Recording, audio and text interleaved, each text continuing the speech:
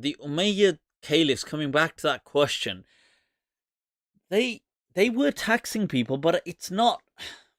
You see, when you say they invented extra taxes for non-Arabs, it is true, but not in that sense. You see, because when you say it like that, it sounds like they came to a place and said, "Oh, you Arab, okay, you go here. You non-Arab, you line up there and you pay tax." It wasn't quite like that. It's just most everybody, that whole region, was non-Arab.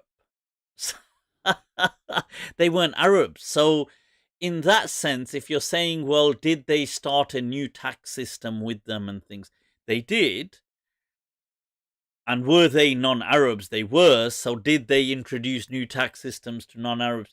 They did. But it's not quite in that way, structured quite like that. It's just they found themselves ruling over new territories, most of whom were not Arabs.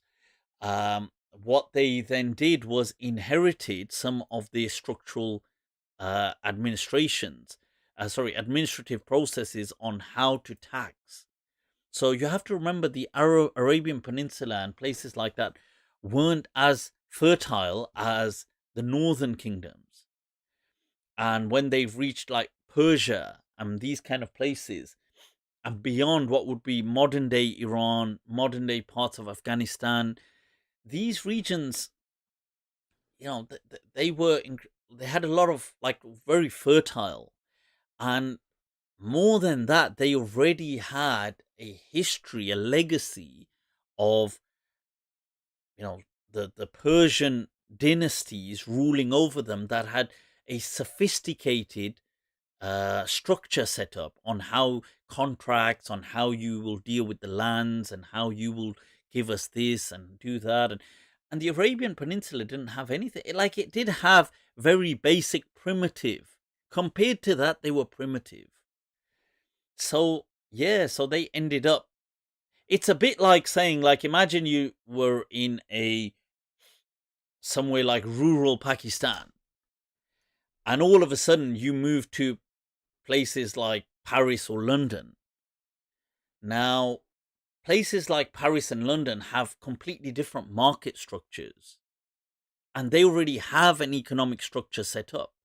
So you would inherit that, and they would have different. So here, like let's say in the UK, you'd have taxes set at 20%, but once you hit a certain band, it now increases to 40%. Once you hit another band, it increases again. So whereas if you're just dealing with rural Pakistan, they probably don't have it like that. But when you inherit this system, you will then go with these taxes, and that's what they did as well. But I'm not trying to justify the cause. I'm just explaining that yes, it is true that if you're asking, you didn't ask the question, were they racist and discriminatory? They were discriminatory to non-Arabs, but I don't think the tax system was because they didn't like non-Arabs. I don't think it was because of that. And I don't think it's that they didn't like non-Arabs. I think they probably did like them and they didn't mind non-Arabs, but they felt that the pure Arabs were first class above them. So there's a difference. There is a difference between that and not liking. Like the way Hitler hated the Jews. They weren't like that towards non-Arabs. They didn't hate non-Arabs like that.